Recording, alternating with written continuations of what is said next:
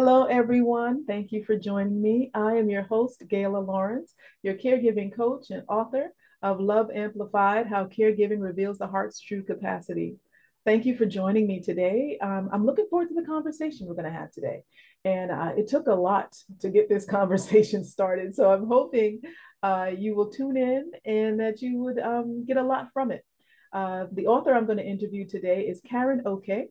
And the name of her book is called The Reluctant Caregiver: Making Peace with an Imperfect Parent. I was intrigued by the title. I think it's an important topic. It is something that I think about often when people have difficulty in relationships with people they are caring for. I think it's very important to talk about it. So, thank you for tuning in. And I'm going to bring Karen out to talk with us. All right, Karen, come on out. Awesome. Hi, Karen. You can go Hi, ahead and Gail. mute How yourself. are I'm you? well. I'm well. I'm so glad to speak with you. I'm so glad to Same. speak with you. Thank you. Thank you so much for having me on. Thank you for joining us. Everyone, it took a lot to get this conversation started. So please tune in. Please put in your comments and your questions, and we will come back to you. Yes, this is a pre recorded session. However, we still will answer your questions and we still will circle back to you. So let me introduce Karen. Karen is an author and a prophetic intercessor, a faith catalyst, and coach. She is passionate about inspiring and encouraging people. She is a former psychotherapist, 20 years experience. So that I'm sure lends to her knowledge in this area. So I'm very excited to talk with you today about this wonderful book. I was just telling everyone how I enjoyed this book and how important this topic is. So, Thank you. if you don't mind, if you can just tell us a little about the book, tell us about yourself. What made you write the Yes. book? Well, I started writing this book at first to process my own feelings and gain some clarity with what I was going through in my caregiving experience. And then, of course, I wanted to share with others who may find themselves in a similar situation in the future. So it's pretty much my journey to healing. Mm. When I became a caregiver for my mother. My mom, she got ill in 2018, and I found myself in uncharted waters. I became the sudden, reluctant, petrified caregiver all at once. And I know a lot of people can, attest to that, people who have been in this situation. And it was difficult. It was difficult because I was a wife, a mom, an entrepreneur, and then all of a sudden I'm now a nurse, a chef, a physical therapist, all the things that you need to do, when you're caring for an ill loved one.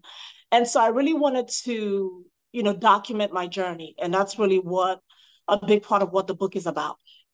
Okay. Wow, that's exciting. I really enjoyed the book. I like the way you write. When I was talking to Karen about this book, and I did say to her, it was like a movie. And you said you've heard that before. It really, All I could right. see it on television. It was so good and just so intriguing. You write really well. So I want to Yeah, say you that. you're the second person to say it read like a movie. So who Yeah. knows what the future holds, right? Right. It was really great. It was really well written. And I'm going to ask at some point if you are able, if there's a point in here that you'd like to read for us to share with us, I'd like you to do that. But right now, I want to talk about the topic itself, Okay. making peace with an imperfect parent. I thought it was really important when I saw the title. I was really excited when I saw the title because, as you know, I have a book that I am releasing, and that is an area that I think is very significant for people. Um, a lot of times, I think people assume people who are caring for others have a great relationship with the person they're caring for. And sometimes you might be in a position where you might have a strained relationship, but you still understand that you have a duty to care for this person. And how does one navigate that? How does one manage that? So, your book discusses the importance of setting appropriate boundaries, Mm-hmm. which is important. Yeah. And I kind of saw it as dealing with people who may use emotional manipulation. And I just want to know, is that an appropriate word or term that you would use in regards to your relationship with your mother? Maybe not quite because I think she was more in survival mode. My mom, she Okay. experienced a whole lot of trauma. Some of them I know about, some of them I don't know about. And she had a very stressful life, a lot of Mhm. stressors. There was always a fire to put out, almost every day or every week. And so I think for her, she was just looking to survive. And unfortunately, the closest person to her got caught up in the aftermath of her desire to survive. My mom and I, we had an okay relationship prior to her getting ill. I did have, some feelings about, the way she raised me. I know when I was very young, she left me with my grandparents. And then again, she left me with another family member. So I really didn't get the chance to bond with her the way a mom and child are supposed to bond. So our relationship was always strained because of that. But then we just kind of kept moving. I went to live with her in my teen years and I lived with her all the way up to my 20s. And so from that time on, it was more of me taking on the role of being the savior, helping her, supporting her. But I wasn't getting my needs met. And I had dreams for my life and those were going, without being attended because I was so busy, helping my mom.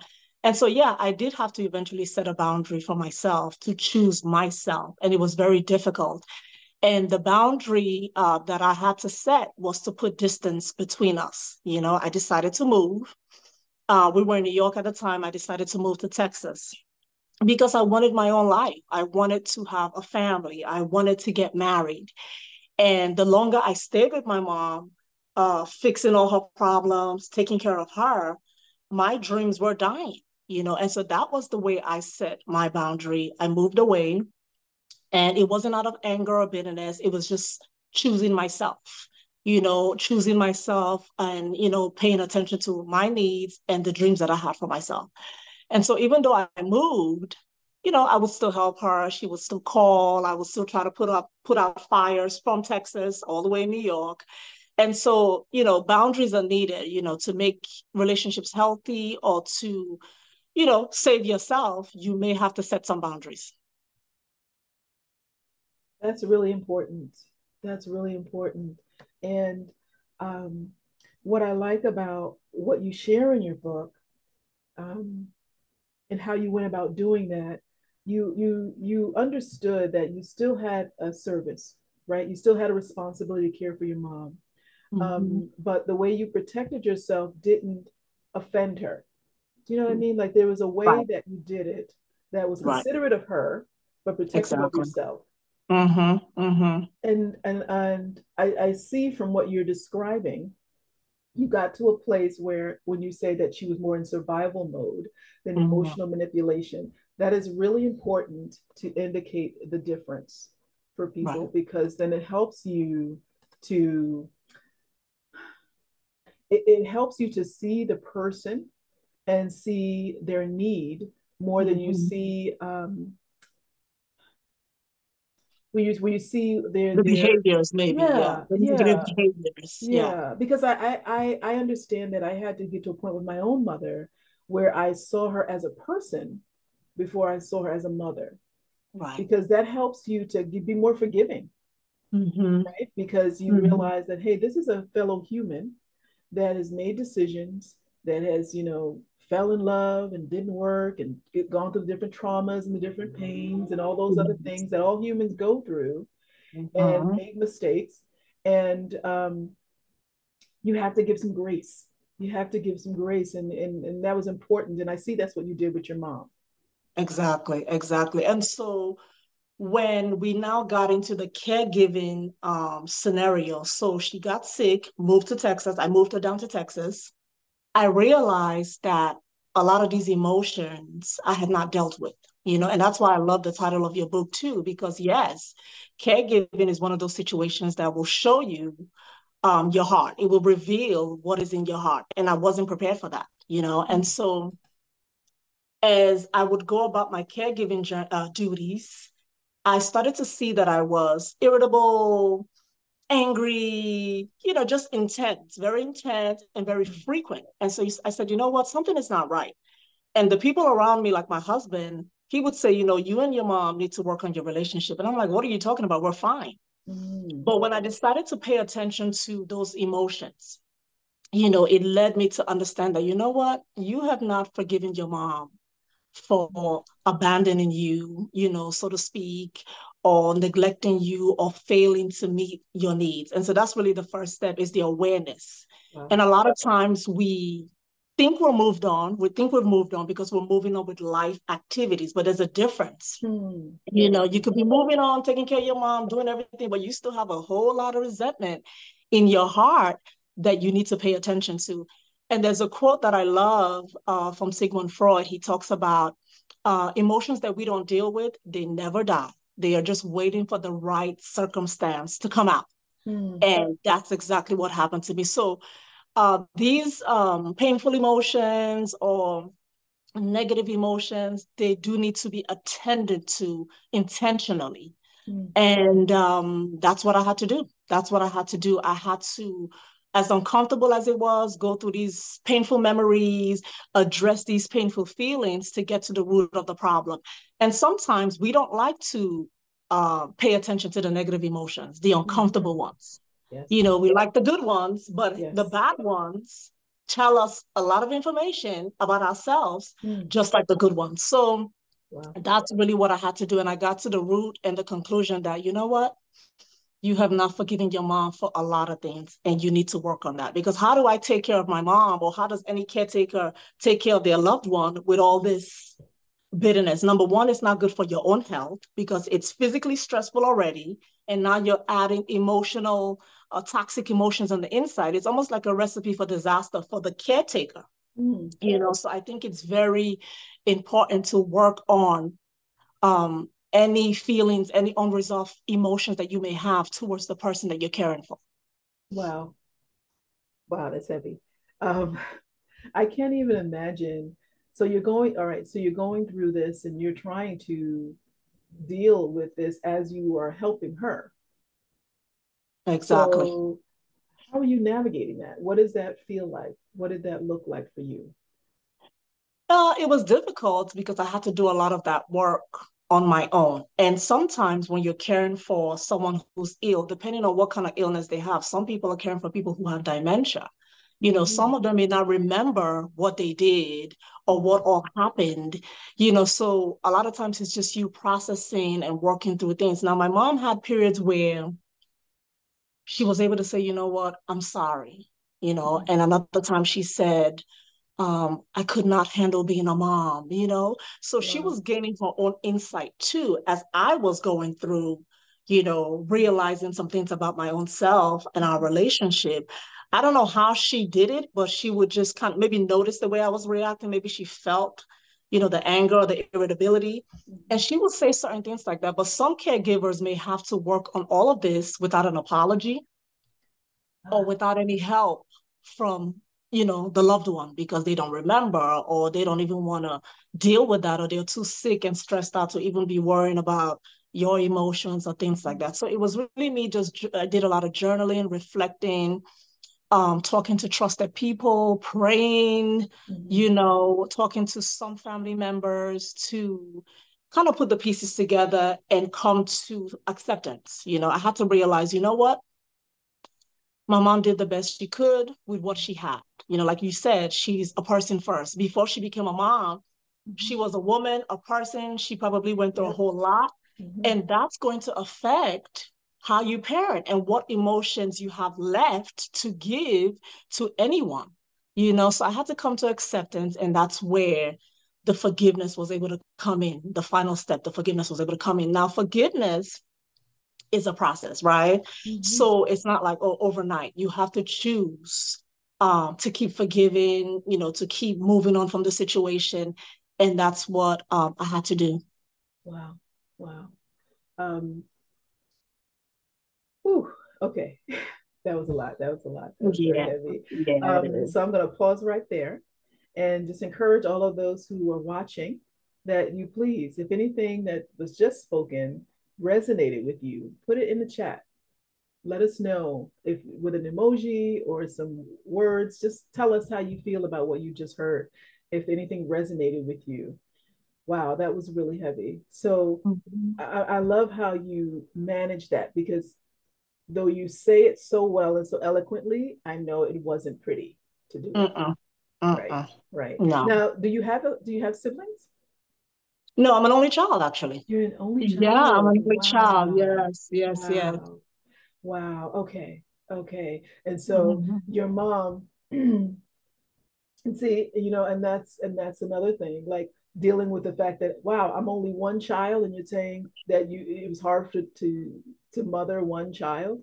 I know. You know what I I'm mean? like, You going people through all have of that. 10, people have 6, and they are, doing something, Right, right, right, But right. everyone is different. I Every think everyone is different. People manage stress differently, trauma differently. right. And I think for me, my experience has really helped me appreciate the work that I've done, with the help of the Lord, obviously, with my own children, Okay. because now I can give them a lot of the things that I didn't have. Mm, And of course, that came from the healing work that I did. And of course, the Lord just healing me over time, yes. because my mom and I never said, I love you. We're just now saying that now. We never said, Mm, there was no hugging, not wow. because we hated each other. She just didn't know how. I don't think she Right. was very comfortable with showing emotions. Mm-hmm. And I'm blessed because I have very loving kids. So they Mm, helped me break through a lot of the negative patterns that I wow. may have carried over to them. So Wow. when I can look at my kids and hug them and say I love you, I feel so accomplished because I'm like, I didn't have that. So Right. the fact that I can give it, I'm so thankful to God. So with the help of the Lord, I've been able to break a lot of the negative patterns that Mm, I could have brought to my children. And to me, that's the most important thing ever. You know what I mean? yeah. So there's a second piece to the whole thing is healing and then making sure that you're not repeating the same mistakes, Yes. that were done to you. I remember I was listening to, I think he's a basketball player, and he was telling me how well, not telling me, he was saying how the mom was also so stressed out, had a bunch of children. And she looked at him and said, you know what? I don't have the time for you to be a boy. I need you to be a man. Mm, And unfortunately, a lot of children are having to live like that. And that was a little wow. bit of my story Mm, too. Stress 24/7.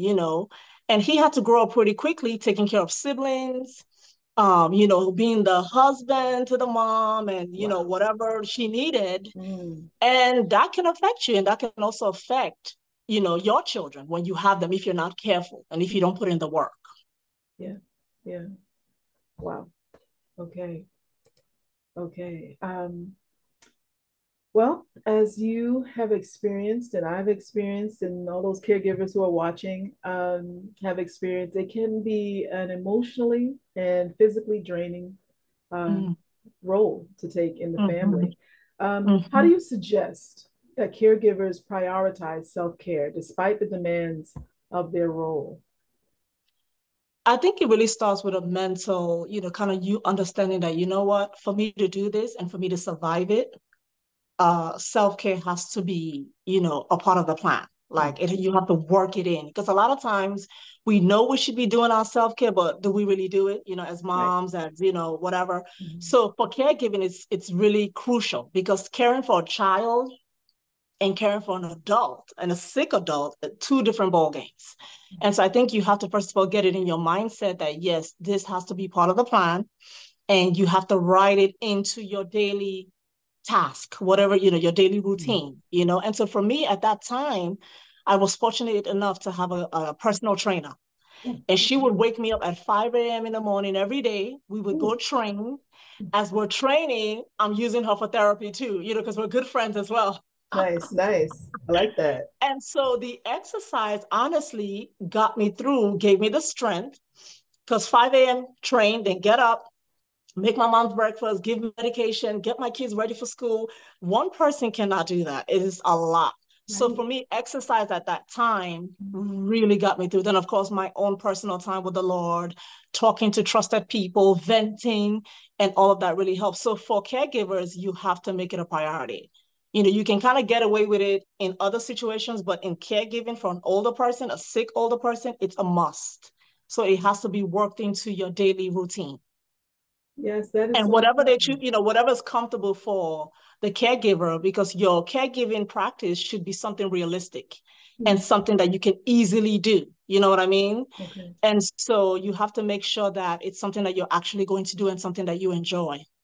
That you enjoy. Yeah, because Yeah, exercise is yeah. important, right? We all know exercise is important, but you But should do we find do it? one, What do right? we do? Right. You need to find one that you actually enjoy Right, so you right. can be consistent with it. Even if Yeah. you buy one of those, I just discovered this thing, a weighted hula hoop. Oh, okay. And they come in different weights and stuff. And so if you like doing that, you need to have something that gives you some joy to exert some energy, to keep yourself fit. Mhm. Because like you said, caregiving is a lot. It's a lot. And you need to prioritize that, like you were saying, your own self-care. Because if you're not well, you can't care for the person you're caring for. Yeah, So, exactly. Exactly. and I know what it's like to totally neglect yourself. Uh, Mm. it's actually, you almost are in a position where you don't even realize you're doing it, right? Right. You're running on fumes, but you're so used to running that way that you don't realize that you're actually in Hmm. need, and Hmm. you're actually stressing yourself out too much, and you need to have some balance there. Yeah. And I know, like yourself, uh, you being an only child.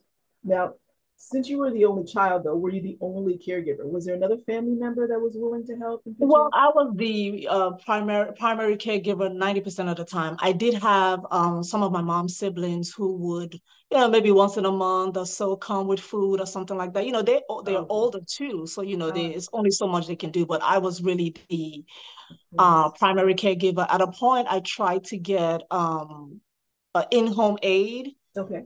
And that wasn't very helpful at all Mm. because they would be calling me to help lift her. I wanted Yes, relief. I I think understand. what caregivers want the most is some relief Mhm. sometimes from the duties. And so I know we have a lot of online resources that are great. You can read up on this. I just needed relief. And so that I could not get a lot of. But yeah, I was the primary caregiver.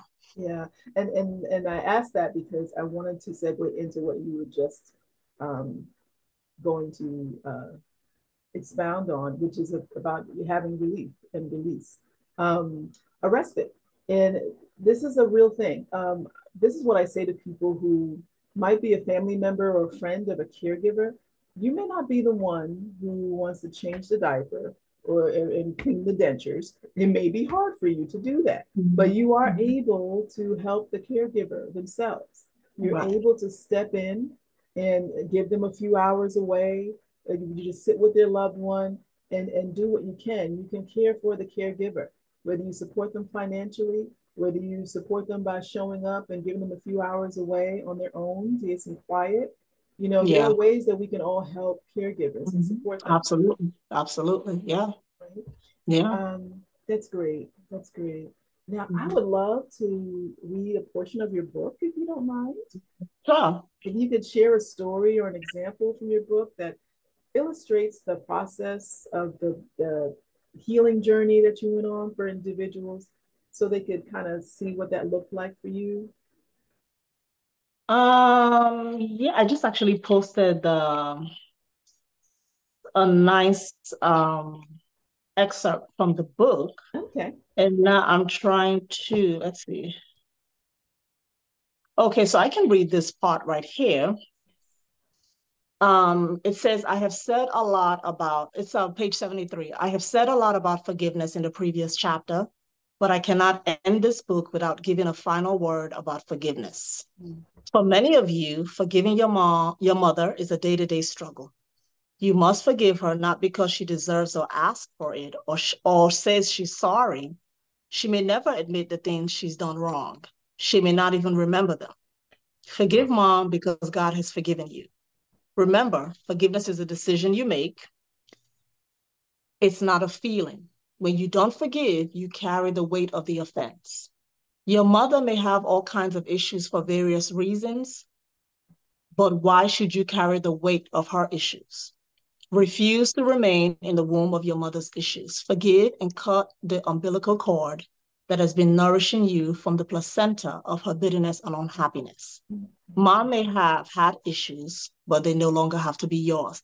And truly, at the end of, well, the journey is still going on, but at the end of that part of the journey, I I think we achieved love amplified. And I really love the title of your book. We really did, Thank because you. now my mom and I are at a very amazing place. And I feel like my emotions are genuine towards her, you Mm. know?